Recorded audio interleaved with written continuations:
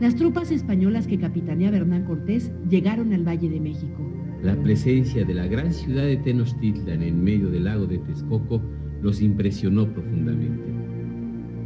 Escribe Bernal Díaz del Castillo que antes de llegar al gran templo pasaron por una plaza más grande que la de Salamanca y que entre ellos iban soldados que habían estado en Constantinopla, en Roma y en toda Italia y decían que jamás vieron una plaza tan hermosa. Hernán Cortés le cuenta al rey de España detalles del Templo Mayor. Le dice que en esa gran ciudad habían muchos templos y que entre ellos destacaba el principal, para el que no había lengua humana que supiera describir su grandeza y particularidades. Remata diciendo que era más alto que la torre de la iglesia mayor de Sevilla.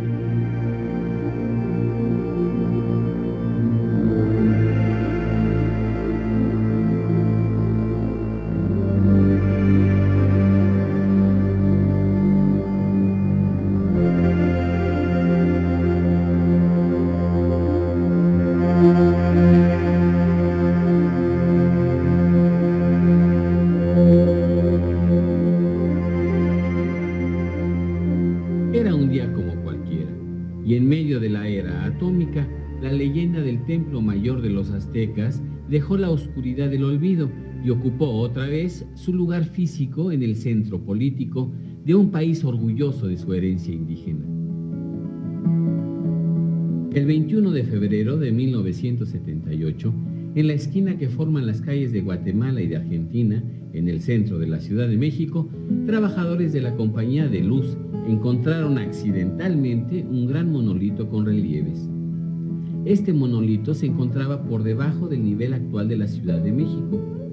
Enseguida notificaron al Departamento de Rescate Arqueológico del Instituto Nacional de Antropología e Historia. Los arqueólogos identificaron al relieve como una representación de la diosa mexicana Coyolxauhqui. Así nació el proyecto del Templo Mayor, a cargo del arqueólogo Eduardo Matos Moctezuma.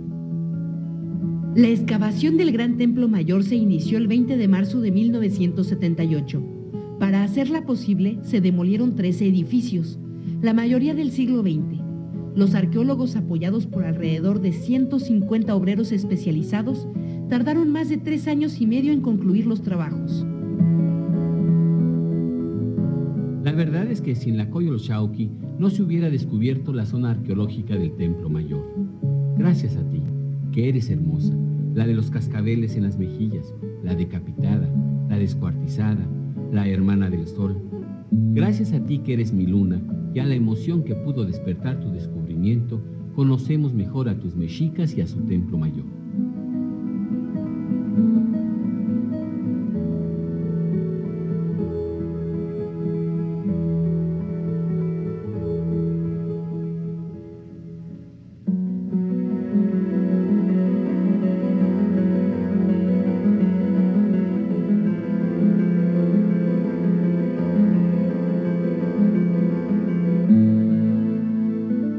El Templo Mayor fue el corazón, el centro de la cosmovisión de los mexicas.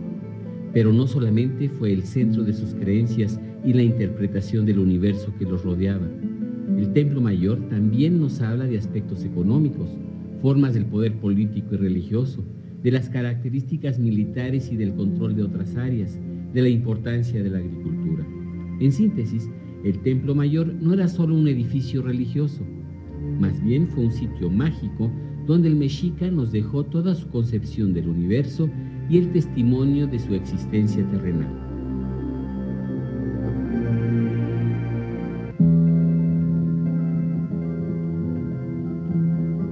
En el siglo XII de nuestra era, diversos grupos procedentes del norte ingresaron al área mesoamericana.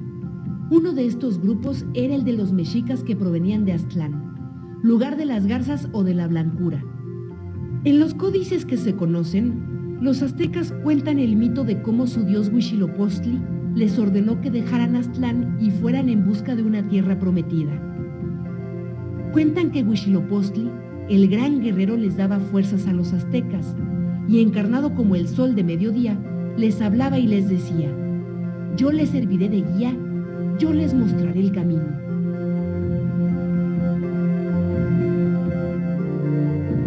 Este grupo tuvo una larga peregrinación que los llevó a Chicomostoc, lugar de las 7 cuevas, donde convivieron con otros grupos de habla náhuatl.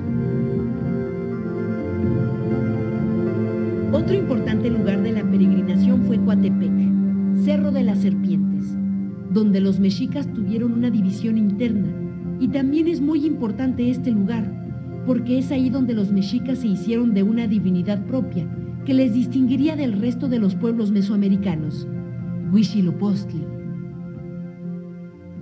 La presencia del monolito de la Coyolxauhqui en la plataforma del Templo Mayor nos habla de cómo este gran templo recreaba el nacimiento del dios Huitzilopochtli. De acuerdo con este mito, la diosa de la tierra, Coatlicue, se encontraba en Coatepec haciendo penitencia. Entonces, encontró una bola de plumas finas que guardó bajo el huipil. Cuando terminó de hacer penitencia y buscó esas hermosas plumas, estas habían desaparecido y en cambio ella había quedado embarazada. El hijo que esperaba era el gran dios Huitzilopochtli. Coatlicue, sin embargo, tenía otros hijos, conocidos como los 400 Censohuiznahua o 400 Surianos, y una hija llamada Coyolxauhqui. Cuando estos hijos se enteraron del embarazo de su madre, decidieron matarla para limpiar la deshonra y fueron entonces a Coatepec en su búsqueda. Cuando llegaron al cerro, Huitzilopochtli nació vestido y pintado para la guerra y emprendió un combate feroz contra sus hermanos. Coyolxauhqui fue decapitada con la Xiuhcoatl, o serpiente de fuego, y arrojada del cerro. En su caída, Coyolxauhqui quedó desmembrada, tal y como la vemos en el monolito encontrado en las excavaciones del Templo Mayor.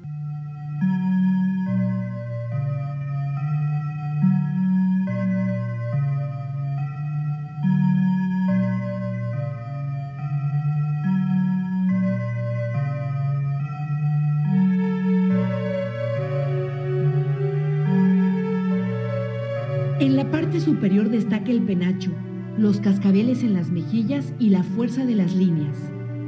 En su rostro se la representa muerta, pero conserva el carisma de la inmortalidad.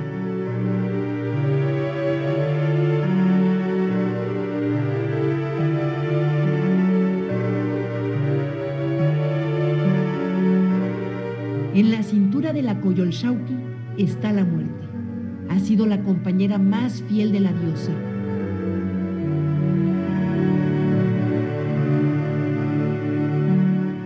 Cuenta la leyenda que Huitzilopochtli arrojó a su hermana del cerro de Coatepec y al caer se despedazó y quedó desmembrada.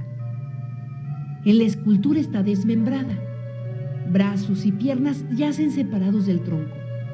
Sin embargo, el escultor la envuelve en la humildad y la ropa con la forma circular que simboliza lo divino, porque dice la leyenda que la Coyolxauhqui se convirtió en la luna, y sus hermanos, los 400 surianos, en las estrellas, y así vagan en la noche, apenados porque enfrentaron al sol.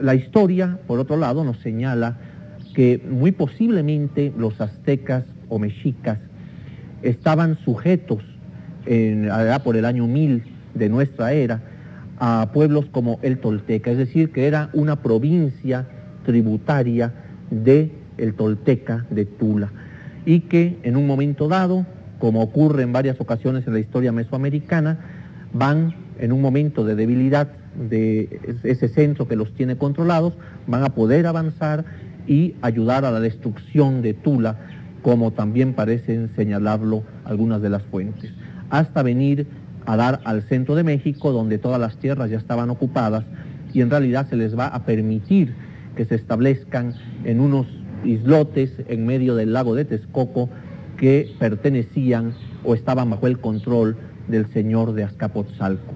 Es decir, que todo el mito que se crea de que van a llegar al lugar señalado por su dios Huitzilopochtli, donde está el águila, etc., posiblemente es un dato que posteriormente ellos elaboran para sacralizar su salida de su lugar de origen, de Aztlán, y para sacralizar y legitimizar también su asentamiento en el lugar en que van a fundar Tenochtitlan. Cuando los aztecas llegaron al Valle de México, se ofrecieron como mercenarios y fueron temidos. Se cuenta que un rey los envió a vivir a los pedregales, seguro que las serpientes acabarían con ellos. Sin embargo, los aztecas devoraron a las serpientes. Cuenta la leyenda que atravesaban el lago huyendo de los tepanecas y que vieron como un águila estaba parada en un nopal y devoraba una garza blanca. Lloraron de alegría. Era la señal que Huitzilopochtli les había dado para fundar su ciudad. Hoy en día, esa águila, ese nopal y esa garza blanca convertida en serpiente continúan siendo el símbolo más importante para los mexicanos, que lo pusieron en el centro de su bandera nacional. Cuentan las crónicas que esto sucedió en el año de 1325, o un ocaña en el calendario mexica.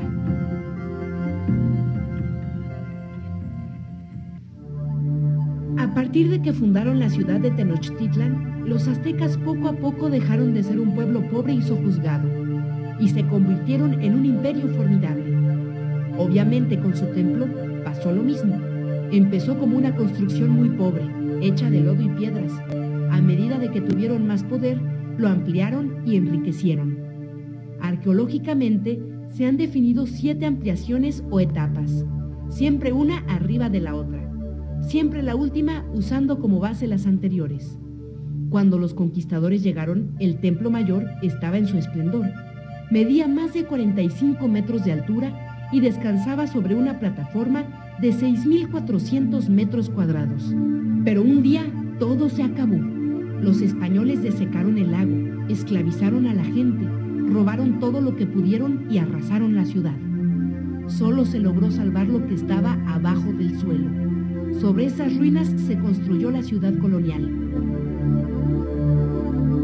Tuvieron que pasar 300 años para que el país se independizara y 150 años más para que lo que quedaba del Templo Mayor volviera a ver un amanecer.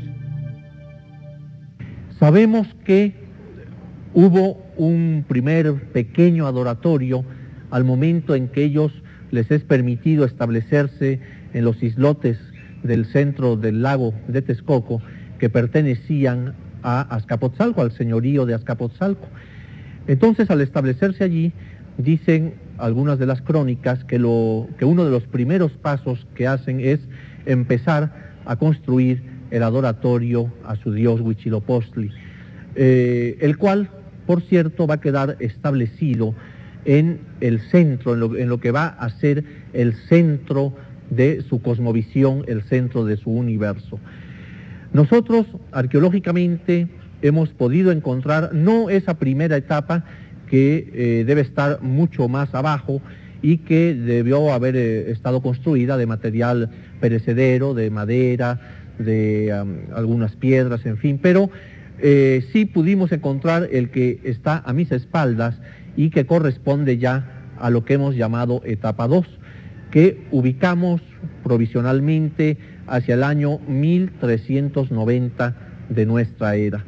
De ser correcta esta fecha, pues correspondería más o menos a algunos de los primeros gobernantes mexicas, como Huitzilihuitl, como Chimalpopoca, puesto que tenemos algunos datos que nos indican que en el gobierno de Izcóatl, que entra a gobernar hacia 1427, ya a él le va a corresponder hacer una nueva ampliación del templo. También nos hemos basado en esa ampliación, en su fecha, que ubicaríamos hacia 1431 de nuestra era, por un glifo que se encuentra también en el templo de esa etapa constructiva.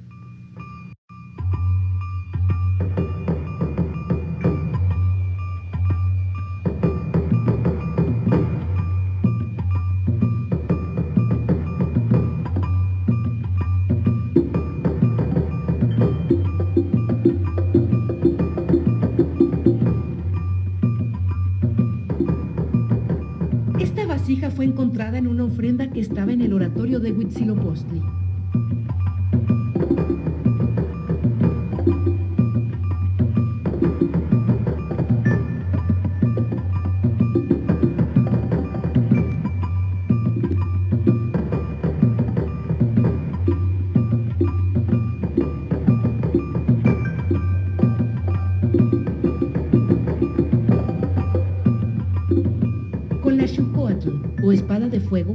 Huitzilopochtli degolló y venció a Coyolxauhqui y a sus 400 hermanos. Esta es una representación de la espada que como almena engalanaba el oratorio del dios. Tlaloc, el dios de la lluvia y de la fertilidad, tenía su santuario junto al de Huitzilopochtli. En la parte superior del templo mayor está la almena con la representación de su cara. Estaba colocada en su adoratorio.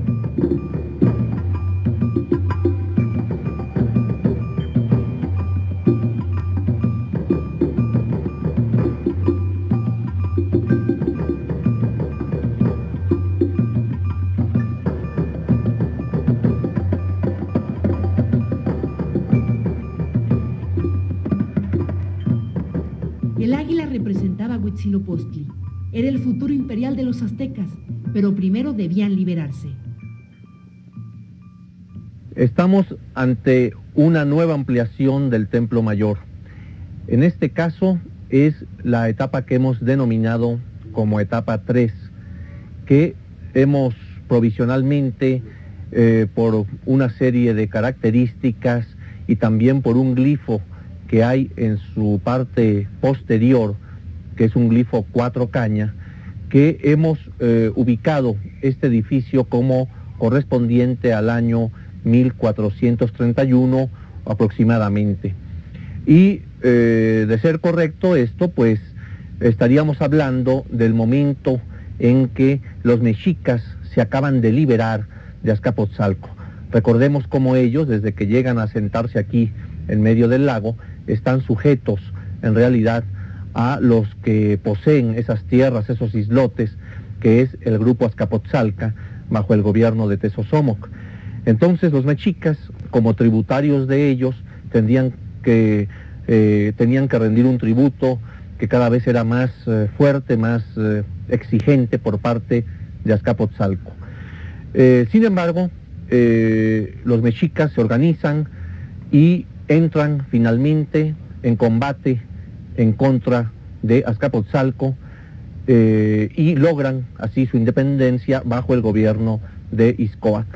Pensamos entonces que este hecho que ocurre hacia 1428 pues va a dar pie para que el Azcapotzalca, que ahora queda como tributario del mexica, se invierten los papeles, ahora ellos puedan tener mano de obra para que construyan ya estos edificios y poder entonces ampliar su templo mayor.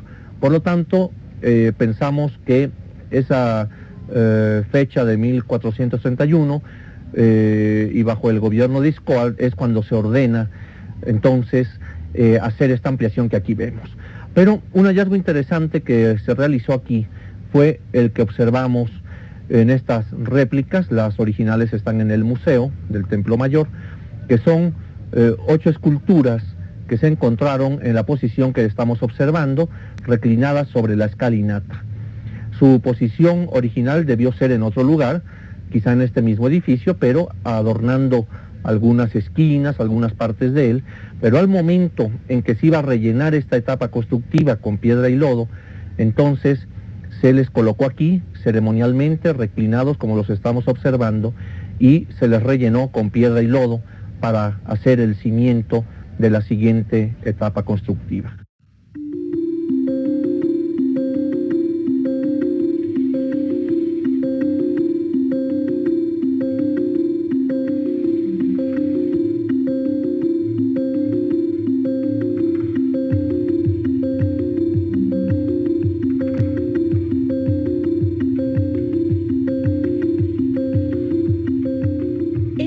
Estandartes representaban a los 400 hermanos de Huitzilopochtli, también conocidos como los Sensohuiznahua o los Urianos. Cuenta la leyenda cómo Coyolxauhqui convenció a sus 400 hermanos para ir a matar a su madre Coatlicue, que había quedado embarazada y de esta manera los había deshonrado.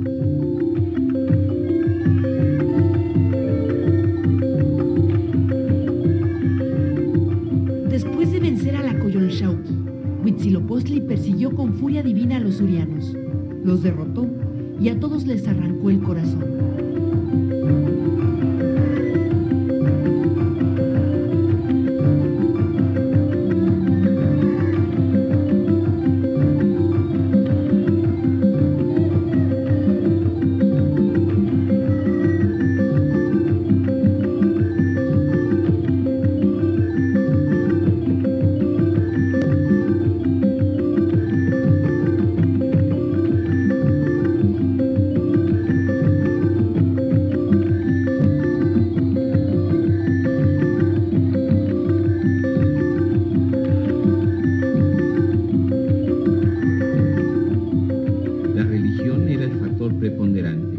e intervenía como causa hasta en aquellas actividades que nos parecen a nosotros más ajenas al sentimiento religioso, como los deportes, los juegos y la guerra. Regulaba el comercio, la política, la conquista e intervenía en todos los actos del individuo, desde que nacía hasta que los sacerdotes quemaban su cadáver y enterraban sus cenizas. Era la suprema razón de las acciones individuales y la razón de Estado fundamental.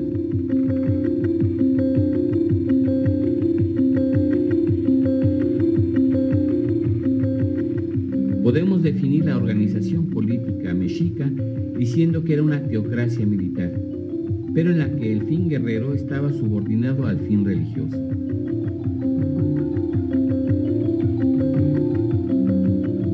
La religión era también fundamental en la organización social, y los clanes o calpulis, que los españoles tradujeron por barrios, no solo eran divisiones territoriales, puesto que estaban bajo la advocación de un dios particular, eran más bien la continuación de las antiguas familias, unidas no por el lazo de parentesco biológico, sino por el del parentesco religioso que derivaba de la comunidad del culto al dios tutelar.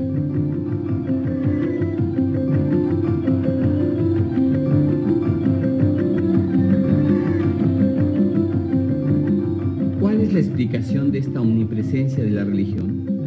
No podríamos entenderlo si no comprendemos que el mexica se sentía ser un pueblo con una misión, un pueblo elegido por Huitzilopochtli para cumplir el destino del mundo y realizar el ideal humano tal como ellos lo entendían.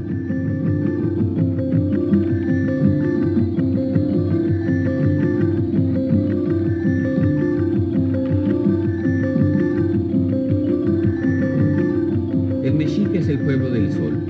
Su ciudad, Tenochtitlan, se ha fundado en el sitio en que el águila, representante de Huitzilopochtli, se posa sobre el nopal de piedra, en el centro de la isla que estaba en el lago de la Luna, como se llama esotéricamente al lago de Texcoco. Allí donde fue arrojado el corazón del primer sacrificado, allí debía brotar el árbol espinoso, el árbol del sacrificio que representa el lugar de las espinas, la tierra del sol. En las excavaciones del Templo Mayor se encontró una enorme cantidad de ofrendas, testigos de que el imperio azteca llegó hasta las lejanas tierras de Nicaragua.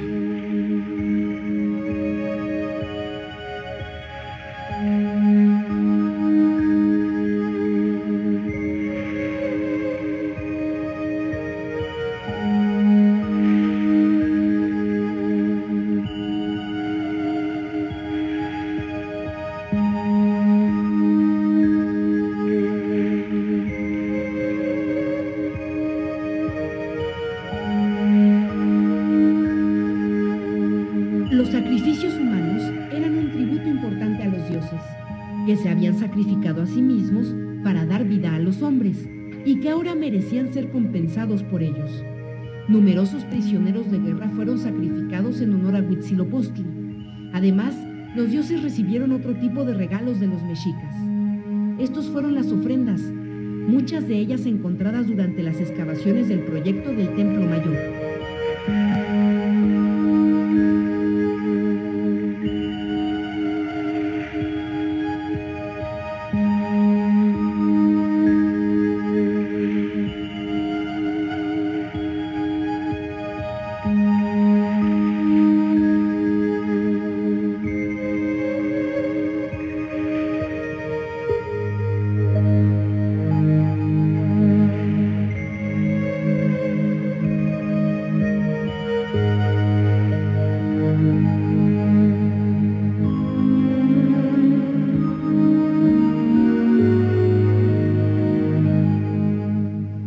Cada prisionero que toma el mexica es una estrella que debe ser sacrificada al sol para alimentarlo con la sustancia mágica que representa la vida y para fortalecerlo en el divino combate. Y el hombre estrella que es sacrificado, pintado de blanco el cuerpo y con un antifaz negro que significa la noche estrellada, irá a reforzar con su vida la vida del sol. A través de la guerra, ellos podían ir a otras regiones, conquistarlas, apoderarse de los productos que había en esas regiones, imponer un tributo que sabemos era en ocasiones bastante fuerte, muy un tributo bastante amplio que se aplicaba según la región. Si era una región tropical, por ejemplo, del área de Veracruz, del actual estado de Veracruz, que estaba bajo el control de ellos, pues entonces iba a consistir en maíz, en frijol, en productos del trópico, etc. Si era, por ejemplo, en el área de Morelos, de Guerrero, pues algodón, que no se cultivaba aquí en el altiplano.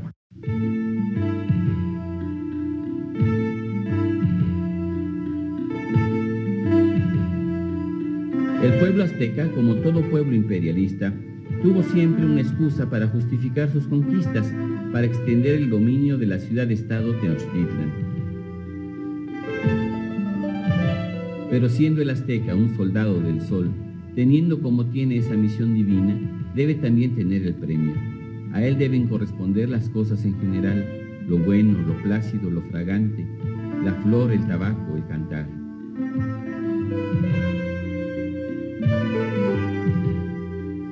De allí el orgullo del Tenochca, que se siente un colaborador de los dioses, que sabe que su vida está dedicada a mantener el orden del mundo y asimismo a luchar contra los poderes tenebrosos.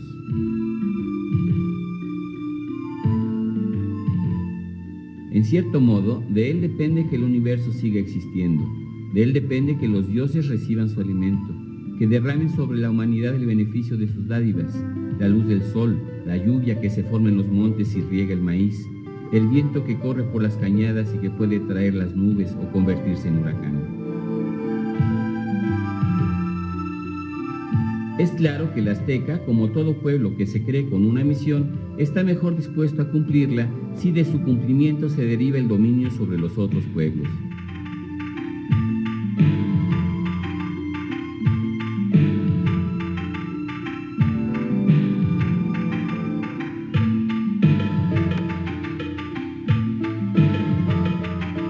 Pero frente a este ideal imperialista y religioso, siempre hay un sentimiento de pesimismo en el fondo del alma mexica. Sabe que a la postre será vencido su caudillo el Sol, tendrá que sucumbir en medio de terremotos espantosos y entonces triunfarán los poderes del mal. Estamos en una más de las ampliaciones del Templo Mayor, que como sabemos fue creciendo como si fuera una gran cebolla que se iba superponiendo una capa a otra. Y estamos ahora en lo que hemos denominado etapa 4B, es decir, una ampliación parcial, sobre todo de la fachada principal, y que es una de las más ricas en elementos. Por ejemplo, podemos observar aquí las representaciones de las grandes cabezas de serpiente que van muy relacionadas con el mito también que da o que simboliza el Templo Mayor, es decir, todo el mito de lo que ocurre en Coatepec, en el Cerro de las Serpientes. De allí que esta presencia de los ofidios pues sea tan importante en un contexto como el que estamos viendo. Desde la fundación de México en Tenochtitlan, en 1325, los mexicas construyeron un templo dedicado a sus dos principales deidades, Huitzilopochtli y Tlaloc. El templo fue ampliado en 7 ocasiones por sus 4 costados y en otras ocasiones en la fachada principal. Estas ampliaciones se debían principalmente a 2 causas. Una de ellas era las constantes inundaciones que sufría la ciudad debido a los asentamientos del terreno. Otra causa importante era el deseo de los monarcas mexicanos de tener un templo cada vez más grande y más rico. El Templo Mayor es la representación de Coatepec, el cerro donde Huitzilopochtli venció a su hermana Coyolxauhqui. Coatepec significa cerro de serpientes. Tal vez por eso nos las encontramos como feroces guardianas del Templo Mayor, donde por cierto se hacían frecuentemente ceremonias impresionantes.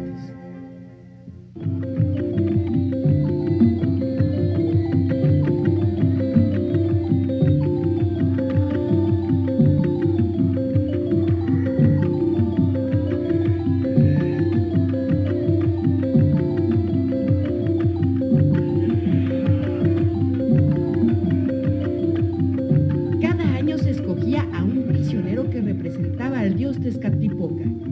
Debía de ser de noble alcurnia, joven y bien parecido. A este hombre se le trataba y se le educaba como a un príncipe. Se le daba habitaciones lujosas, ropa fina, joyas, esclavos, 4 mujeres como esposas. En fin, era un hombre que tenía todo durante un año.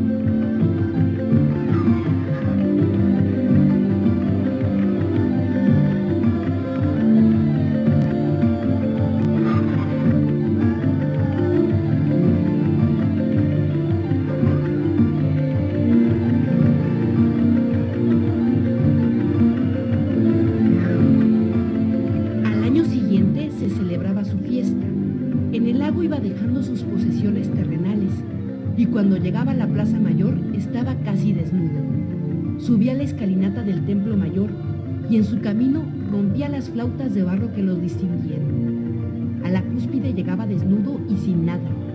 Entonces lo sacrificaban y ofrecían su corazón al sol. Esto quería decir que ante la muerte todos somos iguales y que ni los pobres ni los ricos lo debían olvidar. Ese mismo día se escogía otro prisionero, joven y bien parecido, para la fiesta del próximo año. Para el hombre común, para el macehual, para el grueso del pueblo azteca, cuando llegaban las secas, llegaba la muerte. Se muere lo verde y el polvo vuela. Se mete por todas partes. Se mete hasta en las grietas que hace la tierra cuando le falta agua.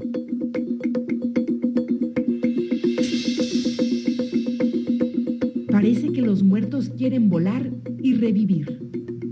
Por eso en las secas los aztecas dejaban los cultivos y se vestían para la guerra. Sin embargo, nunca olvidaban a su gran lago, ni a la lluvia, ni al agua. No podían olvidar al gran Tlaloc, al que les podía traer tormentas e inundaciones, y el que cuando era benéfico, fertilizaba la tierra para que nacieran las flores, las plantas y el maíz. El lado norte del Templo Mayor estaba dedicado a Tlaloc, dios del agua y de la fertilidad. Mediante las lluvias, Tlaloc garantizaba buenas cosechas y con ello la existencia del pueblo mexica. Numerosas vasijas y elementos decorativos han sido encontrados en las excavaciones. Muchos de estos muestran la cara del dios. La cara del Tlaloc se caracteriza por los círculos alrededor de sus ojos, por la nariz trenzada, la lengua bífida y la bigotera.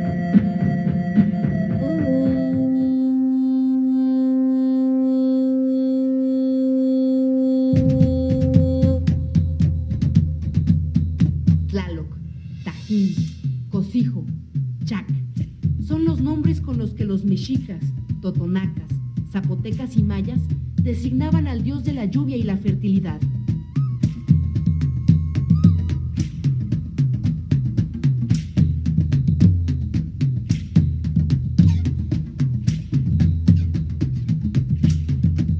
Con cuánto respeto y cariño, con cuánto miedo y alegría se venera al viejo dios Tlaloc en una tierra y por un pueblo, donde el agua era tan valiosa como la sangre.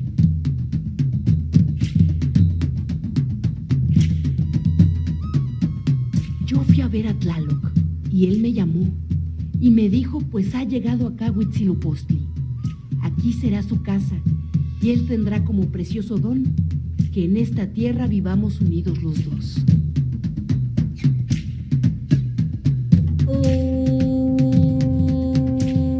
Sabemos que el Templo Mayor estaba constituido por un gran basamento de 4 cuerpos y en la parte superior 2 adoratorios en honor a Tlaloc y a Huitzilopochtli. En una de las etapas constructivas del Templo Mayor pudimos encontrar los vestigios precisamente de esos 2 adoratorios de la parte superior.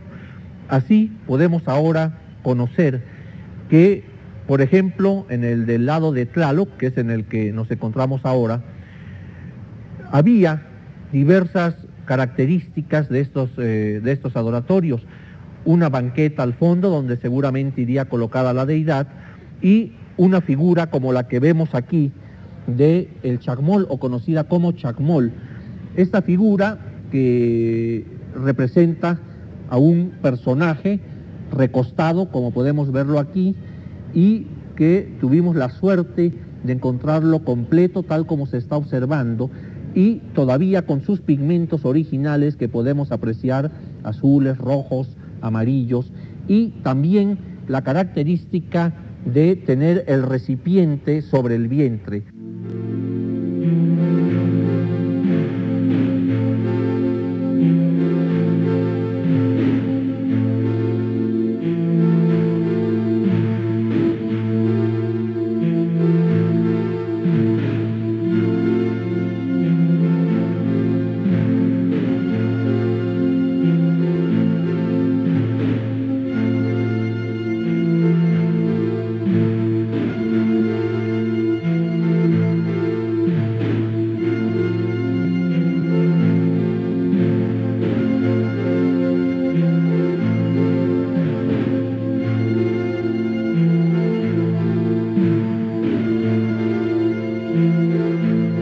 La principal actividad económica de los mexicas era la agricultura, y era a ella que se dedicaban el mayor número de los pobladores de la ciudad.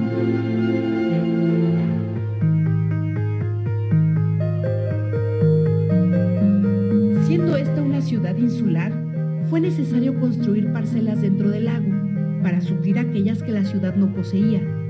Estas parcelas eran las chinampas, que estaban comunicadas por canales que permitían transportar los productos mediante canoas.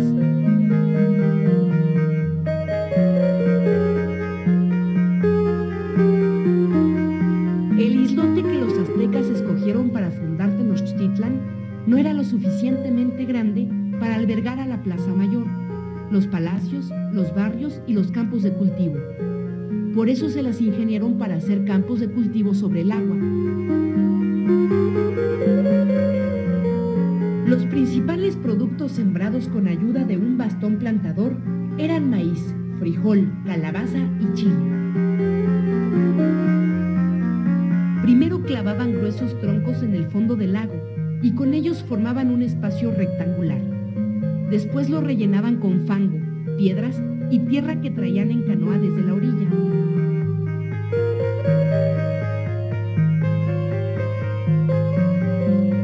Así, poco a poco, fueron creando alrededor del islote original una intrincada red de canales entre terrenos muy fértiles llamados chinampas, en donde se cultivaba mucho de lo que la ciudad consumía.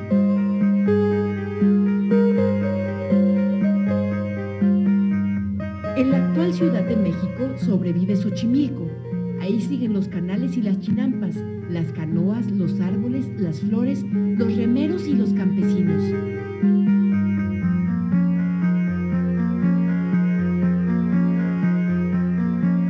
Si uno apela a la imaginación, aquí está todavía un momento cotidiano de la vida de los mexicas.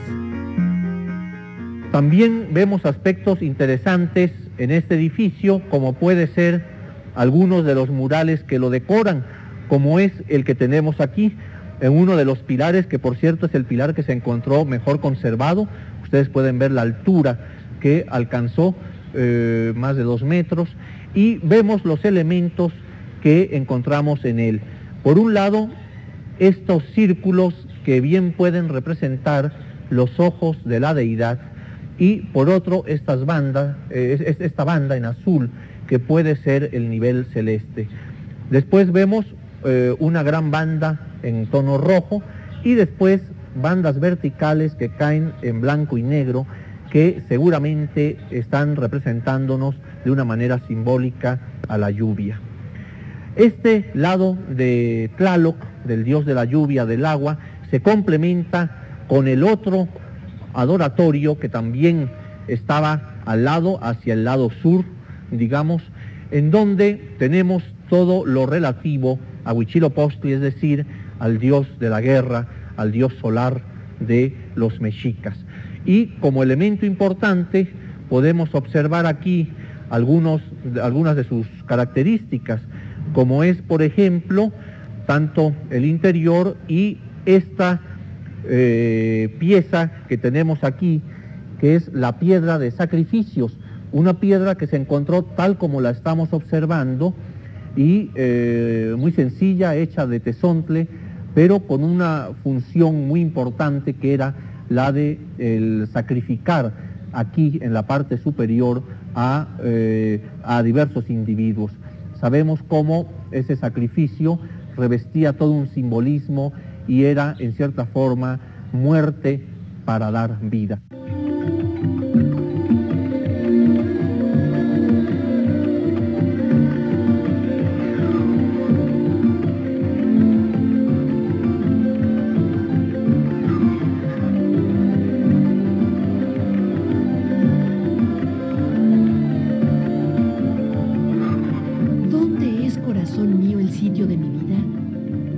¿Dónde era mi verdadera casa? ¿Dónde mi mansión precisa está? Yo sufro aquí en la tierra. No es verdad que vivimos. No es verdad que vinimos a adorar sobre la tierra. He de dejar las bellas flores. He de bajar a los reinos de las sombras.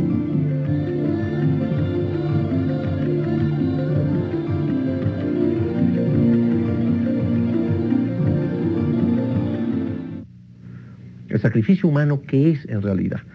Es la oblación, es el ofrendamiento que se le hace al Dios del individuo, que a su vez está representando al Dios.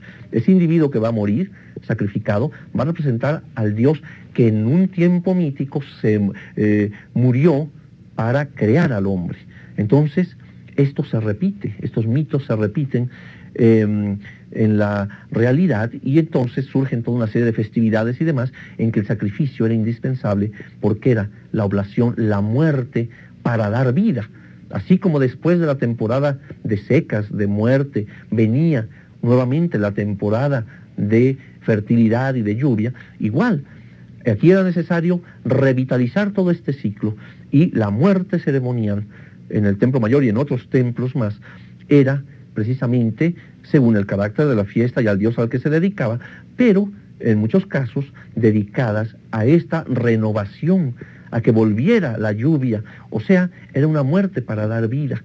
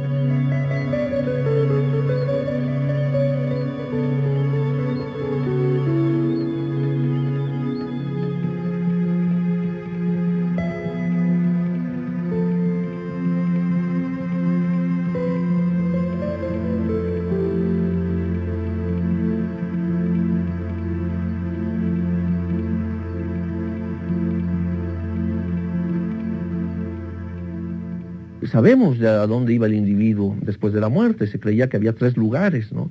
Pero ¿qué era lo que determinaba que un individuo fuera a uno u otro lugar de estos?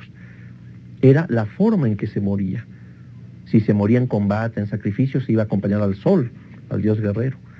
Si se moría en relación al agua, ahogado, etc., se iba al Tlalocan, al paraíso del dios Tlaloc, a un lugar de verdor constante.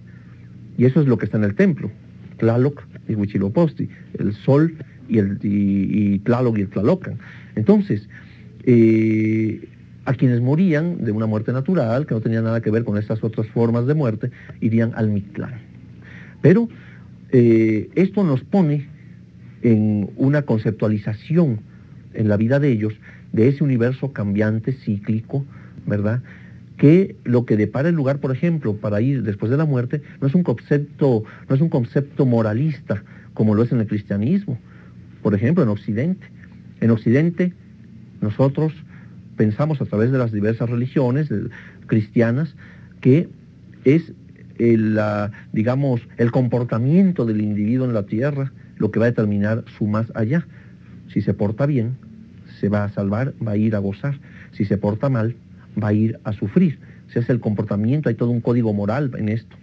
En el mundo prehispánico no existía ese concepto de esa manera. Allí era el género de muerte el que iba a determinar el lugar al que el individuo iba.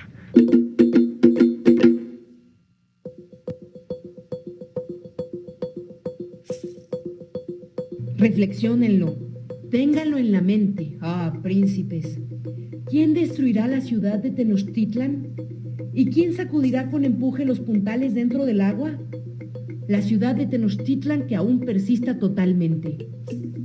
Aún en pasos la mantenga el dador de la vida, pero me entristezco. ¿Cómo perdurará?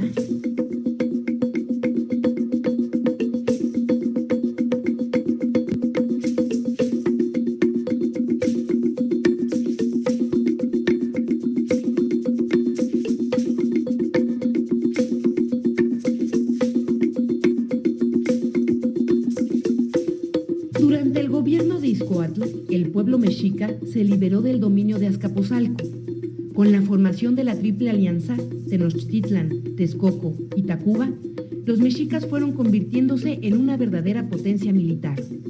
La guerra permitió a la gran ciudad de México, Tenochtitlan, obtener tributos de los pueblos conquistados, además de que les permitió mediante los prisioneros de guerra hacer sacrificios a su dios Huitzilopochtli.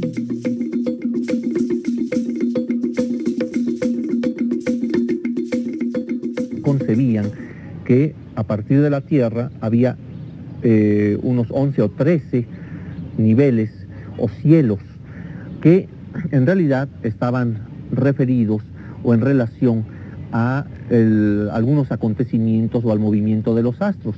Por ejemplo, un cielo de estos era por donde pasa la luna, otro por donde pasa el sol, el lugar donde se forman las tempestades, etcétera, etcétera. Así hasta llegar al 13º nivel, que era el lugar donde estaba la dualidad, el Omeyocan, el lugar 2, el lugar de la dualidad, donde presidían los dioses principales, los dioses creadores, etc. Sabemos también que del nivel terrestre hacia abajo había 9 pasos o 9 inframundos. Es lo que el cronista, el fraile, confundió con infiernos, que no era ese el concepto en el mundo prehispánico. Estos 9 niveles del inframundo eran muy interesantes, muy importantes, porque hemos investigado que se relacionan con el nacimiento. Es decir, estos 9 pasos podemos explicarlos como los 9 momentos de detención menstrual que era el signo de que la chica estaba esperando, de que la chica estaba embarazada. Entonces, con las detenciones menstruales cada mes, se iba dando paso al crecimiento del feto, el niño se iba conformando, etcétera, hasta que a la 9ª detención nacía. No hablo aquí de que al 9º mes, porque los meses nahuas eran de otro tipo, eran de menos días que los nuestros. Me refiero a las 9 detenciones menstruales. Ahora, ¿qué ocurre cuando ese individuo nace y, digamos, lo que precede el nacimiento es la salida del líquido amniótico, lo que se llama comúnmente como que se rompe la fuente, que sale este líquido precediendo al parto? Entonces, lo que ocurre es esto: el niño nace dentro de todas esas peripecias y demás, y entonces al morir el individuo tiene que regresar, tiene que hacer el camino inverso al lugar de origen, a la matriz universal. Entonces tiene que pasar también por 9 problemas, por 9, digamos, dificultades para volver a llegar a ese lugar de origen. Y entonces no es de extrañar que así como el agua, que es el líquido que sale de la madre, es lo que indica que van a ser el niño. Ahora, a la inversa, el río de agua va a ser el primer paso que el individuo muerto va a recorrer, por así decir, en sentido inverso, para llegar a esa matriz original.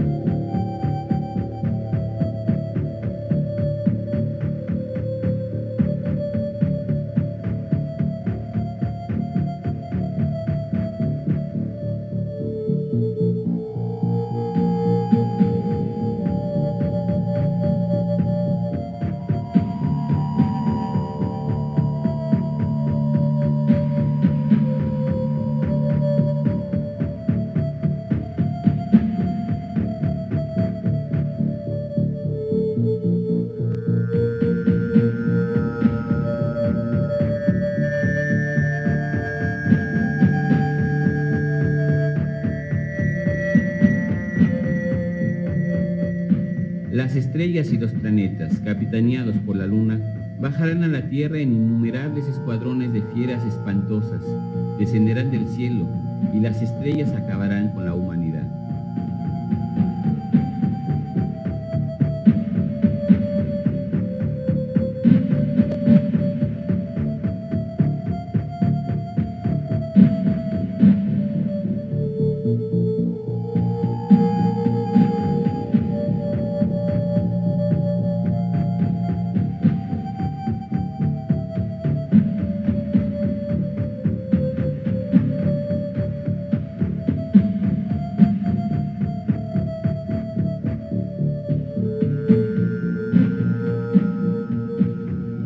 Este profundo sentimiento melancólico contrasta con el enérgico concepto de ser el pueblo elegido. De ahí la contradicción fundamental de la cultura mexica.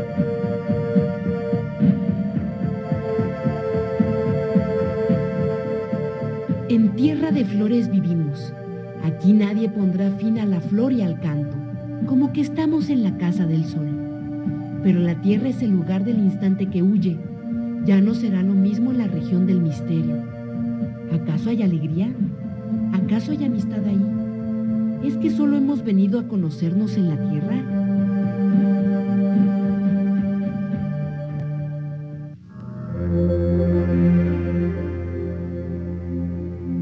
En 1519, barcos españoles arribaron a costas mexicanas.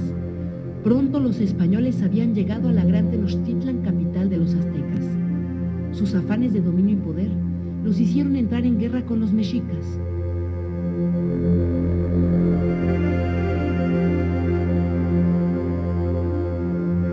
Muy pronto, para 1521, y gracias a su superioridad en armamento y a las alianzas que establecieron con los pueblos sometidos por los mexicas, lograron un triunfo definitivo. Tras la victoria, los españoles destruyeron la ciudad y con sus restos y en el mismo lugar edificaron una nueva urbe.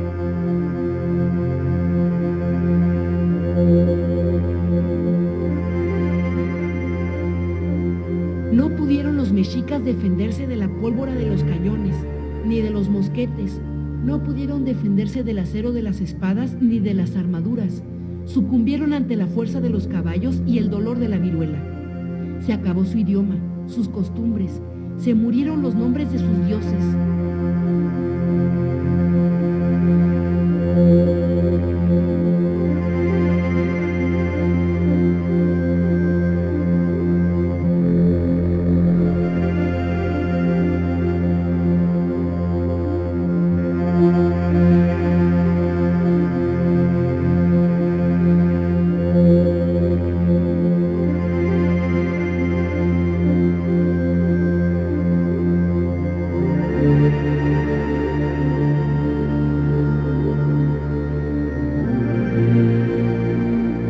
Sin embargo, de mil maneras mágicas, han sobrevivido algunas de sus costumbres y sus raíces, que le siguen dando fuerza a una nación moderna.